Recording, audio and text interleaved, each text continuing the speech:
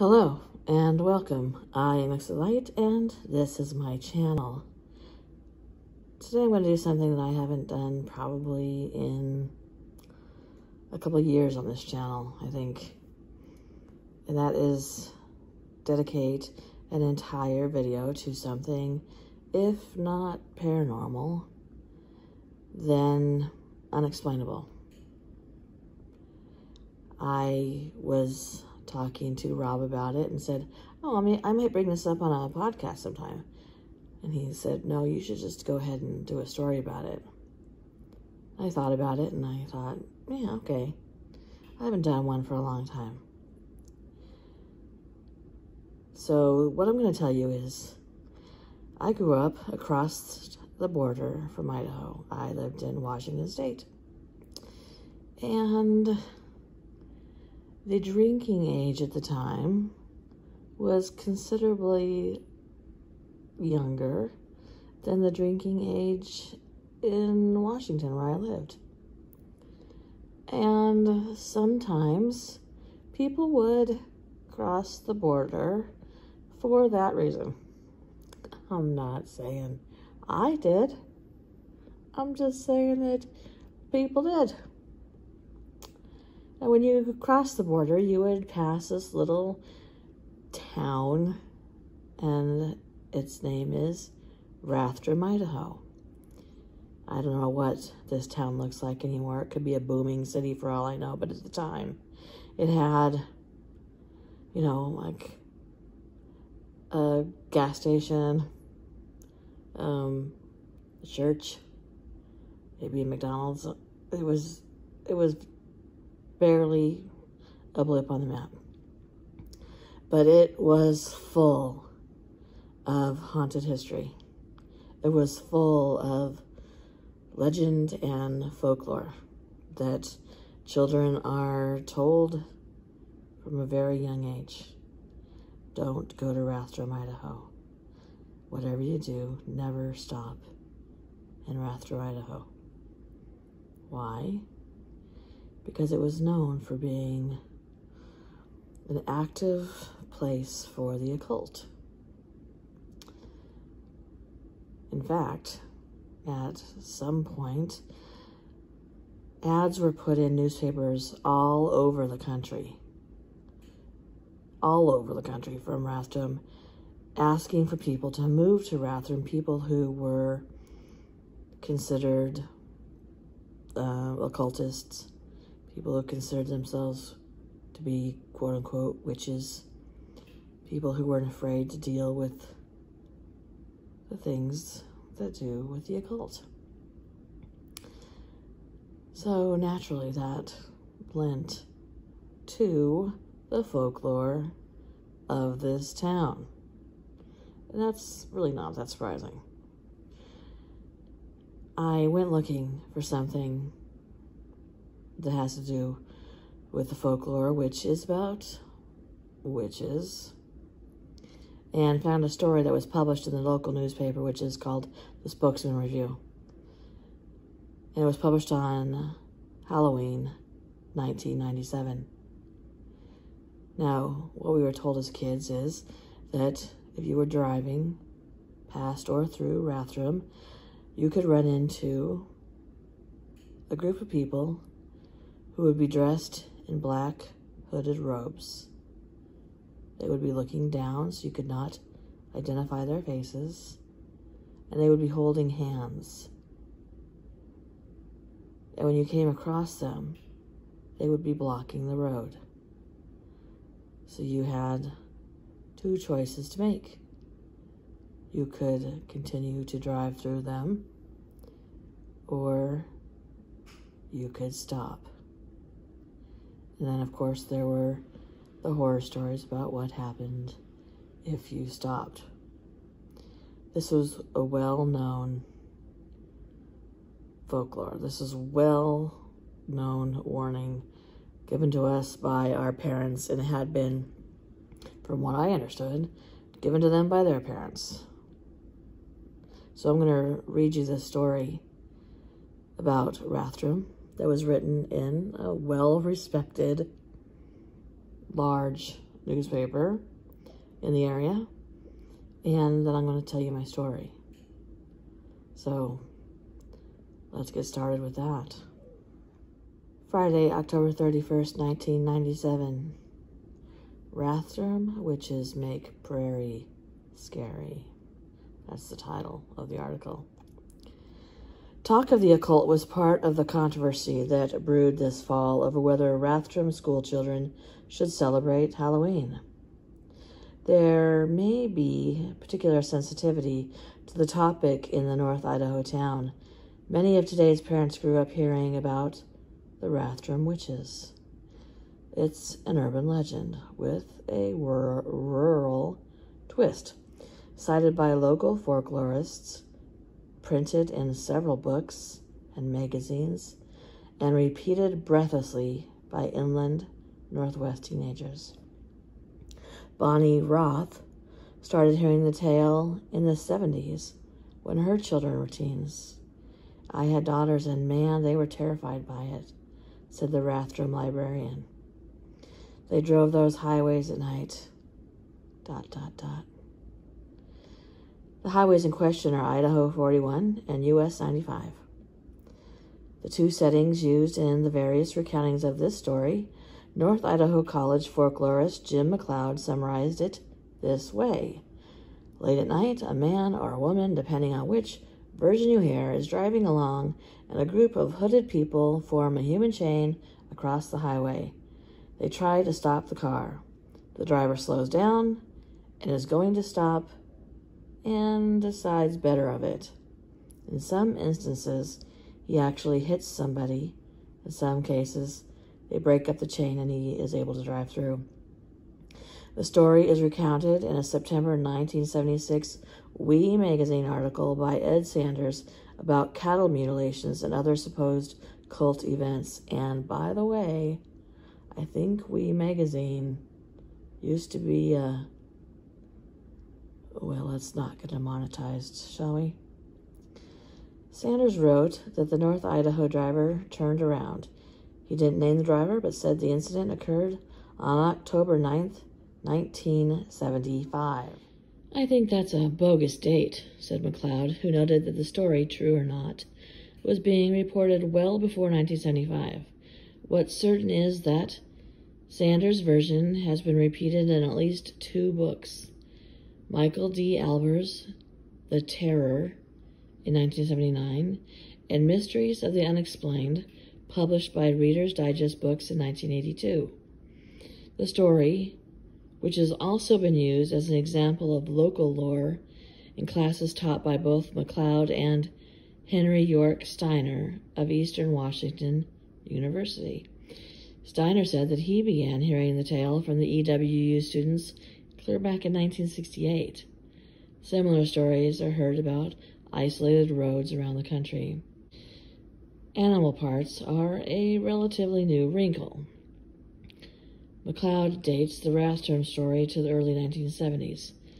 The rumor, he believes, was fanned by both 1972 cattle mutilations on the Salt Ranch and the 1973 disappearance of a young Rathdrum couple, Ronald and Rita Markinson. Her skull was found by hunters north of Coeur d'Alene in 1974. His skull was found with bullets inside 1.5 miles away in 1995. The man whom police believed to be the murderer died 2 months before the second skull was found. A drug deal, not demons, was the suspected motivation. Was it? The notion of occult connections flourished, McLeod said, partly because of residents whose religion caused them to fear devil worshippers. McLeod keeps a chronology of events, of occult-related events, interviews, and newspaper articles. It includes such entries as a 1975 confirmation by a former undersheriff of a black cult living near Rathdrum, the 1992 discovery of 30 mutilated turkeys near Post Falls, Idaho, and even the 1969 Charles Manson murders in California. Last year, an NIC student from Rathdrum told McLeod about a supposed prison interview with Manson. In it, the mass murderer said that he wanted to move to Rathdrum because it had the largest concentration of witches in the country.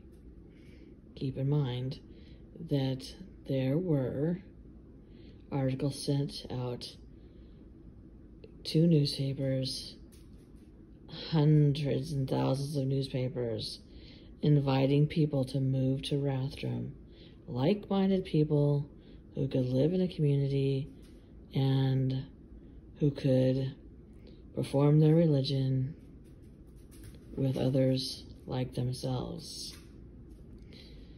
A germ of truth, a dollop of fear, such are the ingredients of tales such as the Witches of Rathdrum. This is in an area that has a lot of folklore, a lot of history. Sometimes it's hard to tell the difference, McLeod said. It's really a study in human nature. So here we are at the part where I tell my story. Okay, so a friend and I may or may not have been going to a club in Idaho. And what we were going to do there was we were going to meet somebody I was dating, and he had a couple of friends with him. And we left her house, and we were in Spokane. So on the drive there, her car runs out of gas. We take the exit off of the highway. There's no other cars around. It's pretty late. Bars close at 2. It's probably midnight. We were pretty close to getting into Coeur d'Alene. So it was probably something like that.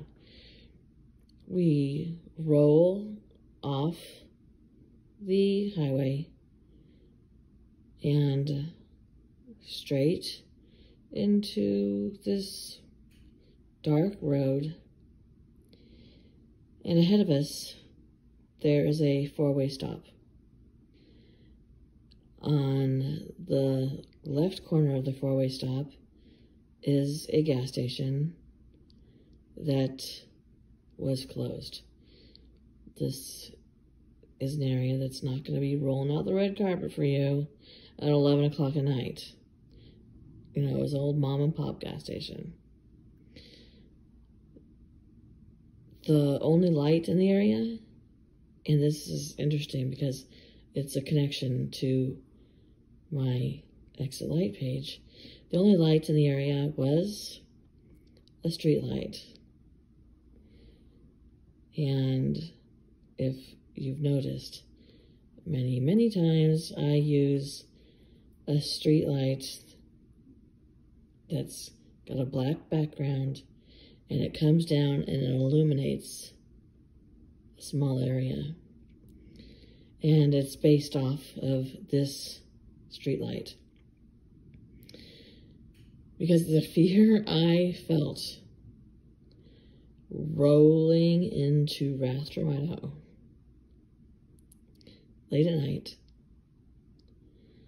under a street light that seemed to, when the light beams came down, it seemed to dissipate into what looked like a fog. But it was not foggy out. It was not humid out. It's not really a part of the country that gets particularly humid. But it definitely dissipated into a type of fog. And I was thinking that as I was looking at the light, and she was hitting the steering wheel, saying some words about the fact that she was out of gas. And that's the last thing I remember. Until I was in a club. And I was in a club leaning up against a rail. There was a lot of music, there was a lot of people. And she wasn't standing next to me.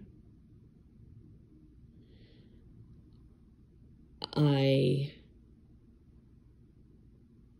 thought at first that something must have happened and I must have been slipped a Mickey. And my brain wasn't catching up to speed fast enough. But at that point, I felt fine. I was fine. I walked around and tried to find my friend who was sitting at a table by herself. And when I walked up to her, she said, "I want to go home." I took a quick run around the club. The guy I was seeing was not there. And so we left and headed back to her place. It wasn't actually her place. She was actually house sitting for a couple. Not that that matters, but we had gas, by the way. And we didn't say a word in the car on the way home. I kept wondering, what had happened? What had I missed? Had we come in? Had we somehow gotten help? Had we gotten gas? Had I had a drink? Was I slipped a Mickey? Did I feel any different? You know, I was doing that check over my whole body, kind of mentally. Does this feel weird? Does that feel bad? Is anything going on? No, nothing. Just couldn't remember the time that was missing. So we get to the house that she's house sitting at, and it's by then, it's gotta be 1:30, 2 o'clock, close to 2, because I got a phone call saying that they had left the bar, sorry, they'd gone someplace else, they were going to bed, blah, blah, blah, and her and I didn't talk. I didn't ask her, like, hey, by the way, are you missing a decent chunk of time? But the next morning, we got up, and she said to me, this is going to sound like a strange question. And I thought, I don't think it is. And she said, do you remember that we ran out of gas? Did we run out of gas last night? And I said, yes, we did. She said, did we roll off and come to a 4-way stop? I said, yes, we did. And she said, how did we get out? And this thing in the pit of my stomach just grabbed a hold of me, because I didn't know. Which I told her, I don't know. She goes, the last thing I remember you saying was, that light is freaky. Until you walked up to me and I was sitting at a table. And then at that time, then I could go, okay, phew. Because I was standing against a rail and told her my experience and how I'd come to find her. To this day, I have no memory of that. I still don't. I still have no idea what happened, how we got out of there, how we even would have gotten gas, because like I said, the mom and pop joint was closed, and there was nothing except for the light above us. Oh, do you hear that? Spooky story time. Except for the light above us, it was pitch dark, and just forest, just pine, thick pine trees as far as the eye can see, other than where the four-way stops were. And I don't know. So I thought I would go ahead and share that story with you. And you can ponder that with me as well. And my advice to anybody who ever happens to drive past Idaho, maybe keep driving. For sure, make sure you have a full tank of gas. Thank you for coming to my channel. Please give this video a thumbs up. If you would like to be subscribed, go ahead and do it. It's totally free. And if you'd like to know when my content goes live, go ahead and click that bell for me, would you please? And please share these videos. You just don't know how much it helps. Most of my videos are not monetized because my content, oddly enough, isn't deemed satisfiable, suitable for advertisers. So, you guys spreading the word of my channel really helps me as a channel to build, and I can put out my merchandise soon. Good night. Sleep tight.